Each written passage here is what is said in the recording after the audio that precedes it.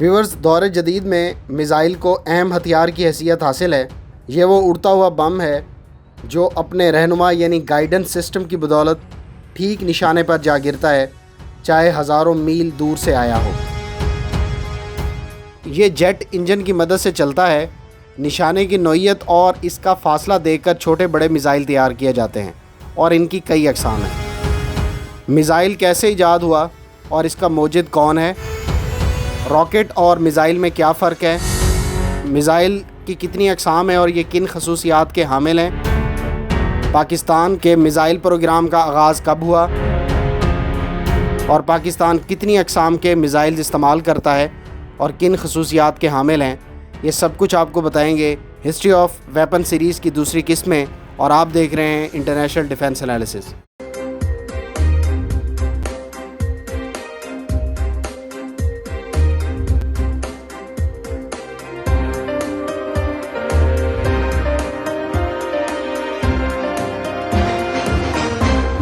ویور، سب سے پہلے 13ویں صدی میں چائنیز نے جنگوں میں راکٹس کا استعمال کیا، تاہم وہ آتش بازی کے راکٹس جیسے تھے۔ دنیا کا پہلا باقاعدہ جنگی راکٹ 18ویں صدی عیسوی میں میسور کے حکمران حیدر علی اور ان کے بیٹے ٹیپو سلطان نے ایجاد کیا۔ ان باپ بیٹے نے پہلی بار لوہے کے سلنڈر میں بارودی مادہ رکھا اور اسے نیزے یا مضبوط بانس سے باندھ کر راکٹ بنایا۔ اس نئے ہتھیار نے کئی جنگوں میں مخالف فوج کو خوب نقصان پہنچایا۔ گو کہ ٹیپو سلطان اس میں کامیاب نہ ہو سکے، لیکن ان کے مخالفین ان کے اس ہتھیار سے اتنے مرعوب ہوئے کہ خود بھی ویسے ہی راکٹ بنانے لگے۔ یوں میزائل کی تاریخ کا آغاز ہوا۔ حیدر علی اور ٹیپو سلطان ہی راکٹ کو بحیثیت بم یعنی میزائل استعمال کرنے کے موجد ہیں، اور اس بات کا اعتراف بہت سارے ہسٹورینز نے بھی کیا ہے۔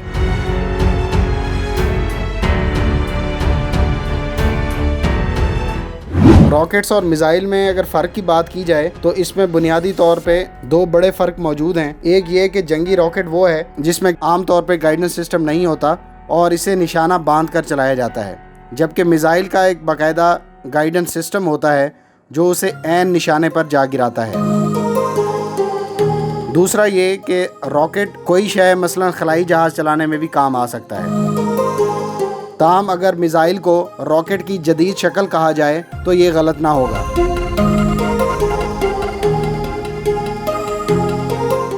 میزائل کے اگر امپورٹنٹ کمپوننٹس کی بات کریں تو میزائل کو 3 بنیادی حصوں میں تقسیم کیا جا سکتا ہے۔ اس میں ایک راکٹ انجن، دوسرا گائیڈنس سسٹم اور تیسرا وار ہیڈ ہے۔ راکٹ انجن کی مدد سے میزائل کو اڑایا جاتا ہے، جبکہ گائیڈنس سسٹم کی مدد سے یہ اپنے نشانے کی جانب بڑھتا ہے اور اس کا وار ہیڈ ہدف سے ٹکرا کر اسے تباہ کر دیتا ہے۔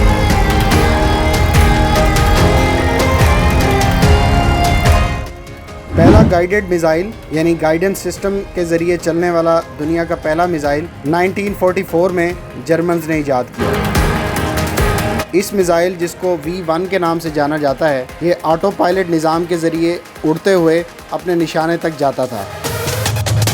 اس کا وزن 2100 کلو گرام تھا، جبکہ اس کی لمبائی 27 فیٹ تھی۔ اسے جیٹ انجن سے چلایا جاتا تھا اور یہ 850 کلو گرام وزنی بارودی مواد 250 کلومیٹر کے ڈسٹینس تک لے جا سکتا تھا۔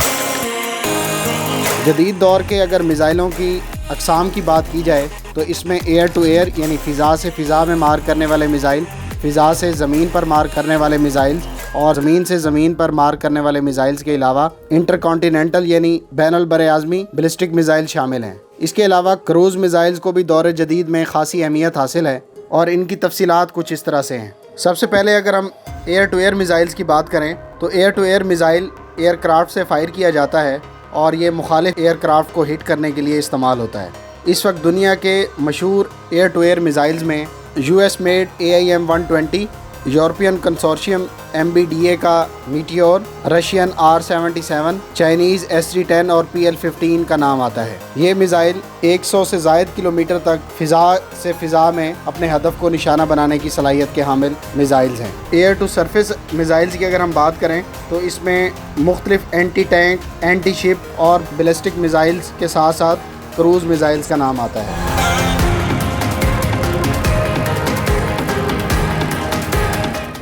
کروز میزائل کی تفصیلات کچھ اس طرح سے ہیں. جب بھاری میزائل دشمن کے علاقے میں پھینکنا ہو تو کروز میزائل کام آتا ہے. یہ میزائل 1 ٹن تک وزنی بم کو لے جا سکتا ہے. یہ عام طور پر جیٹ انجن سے چلتا ہے اور اس میں ایک گائیڈنس سسٹم موجود ہوتا ہے جس کے ذریعے یہ اپنے ہدف کو نشانہ بناتا ہے. دنیا کا پہلا مشہور کروز میزائل امریکہ کا ٹاماہاک کروز میزائل ہے اور اس کو امریکہ نے مختلف جنگوں میں استعمال کیا. کروز میزائلوں کی رفتار، وزن اور لمبائی کے مطابق کئی اقسام ہیں. اس میں ہائپر سونک، سب سونک کروز میزائل آواز کی رفتار سے کئی گنا زیادہ تیز رفتار ہوتے ہیں.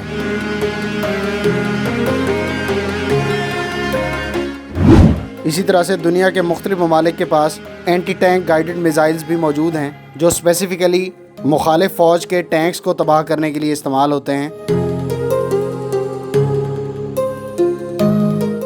میزائل کی بعض اقسام شولڈر فائرڈ کے نام سے بھی جانی جاتی ہے. شولڈر فائرڈ میزائل یا کندھے سے مار کیے جانے والے میزائل ایسے میزائلز ہیں جو ٹینک، بختر بند گاڑی، ہیلی کاپٹر اور ہوائی جہاز بھی تباہ کرنے کے کام آتے ہیں. ان میزائلوں میں سب سے مشہور سٹنگر میزائل ہے، جبکہ پاکستان کا اونزا سرفیس ٹو ایئر میزائل بھی شولڈر فائر میزائلز میں شمار ہوتا ہے.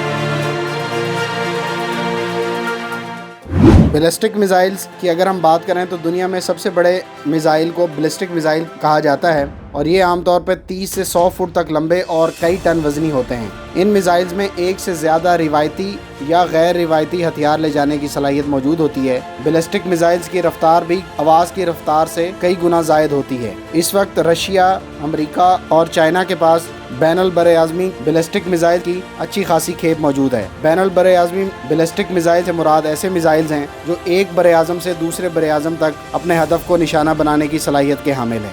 دنیا کے دیگر ممالک بھی بین البراعظمی بیلسٹک میزائلز پر کام کر رہے ہیں. بین البراعظمی بیلسٹک میزائلز میں امریکہ کا منٹ مین نامی بین البراعظمی میزائل 13,000 کلومیٹر تک اپنے ہدف کو نشانہ بنا سکتا ہے. دنیا کے بہت سارے ممالک اس وقت اینٹی میزائل ڈیفنس سسٹم بھی بنا رہے ہیں اور اس نظام کا مقصد میزائلوں کے حملوں سے دفاع پرووائڈ کرنا ہے اور اس نظام کے تحت مختلف میزائلز کو فضا میں ہی مار گرایا جاتا ہے.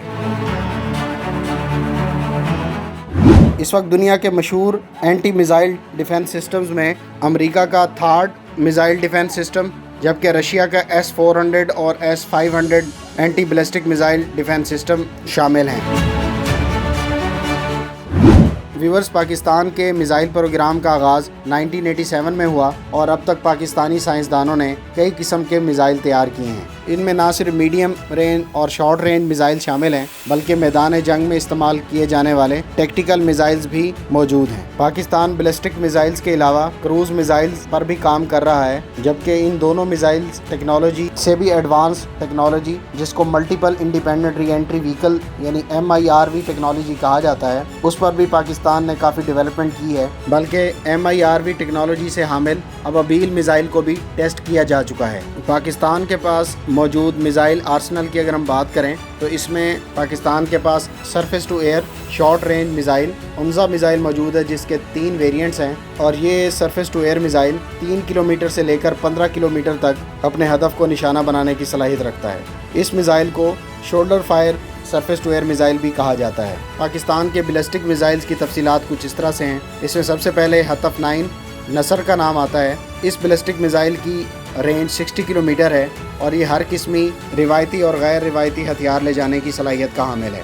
دوسرے نمبر پر ہتف 1 میزائل ہے. اس کی میکسیمم رینج 100 کلومیٹرز ہے اور یہ بھی روایتی اور غیر روایتی ہتھیار لے جانے کی صلاحیت کا حامل ہے. اس کے بعد ہتف 2 ابدالی میزائل ہے اور یہ 200 کلومیٹر تک اپنے ہدف کو نشانہ بنانے کی صلاحیت کا حامل ہے.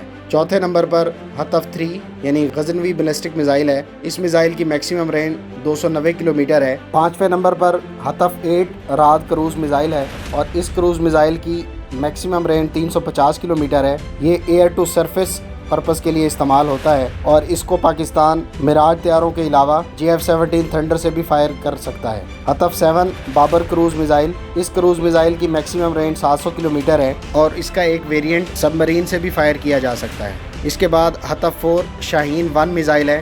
اس میزائل کی میکسیمم رینج 750 کلومیٹر ہے اور یہ میزائل بھی روایتی اور غیر روایتی دونوں قسم کے ہتھیار لے جانے کی صلاحیت کا حامل ہے. اس کے بعد ہتف 5 غوری بیلسٹک میزائل ہے۔ اس میزائل کی میکسیمم رینج 1500 کلومیٹر ہے۔ حطف 6 شاہین 2 بیلسٹک میزائل کی میکسیمم رینج 2000 کلومیٹر ہے اور یہ اپنے ہدف کو روایتی اور غیر روایتی ہتھیاروں سے نشانہ بنانے کی صلاحیت رکھتا ہے۔ اس کے بعد شاہین 3 بیلسٹک میزائل ہے۔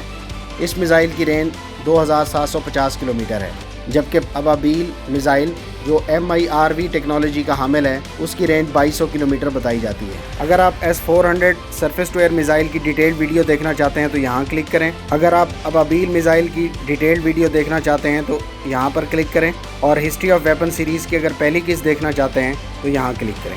امید ہے اس ویڈیو سے آپ کی انفارمیشن میں اضافہ ہوا ہوگا۔ آپ ہمارے چینل کو سبسکرائب کریں، ہماری ویڈیوز کو لائک کریں اور اپنی آراء سے ہمیں آگاہ کرتے رہیں۔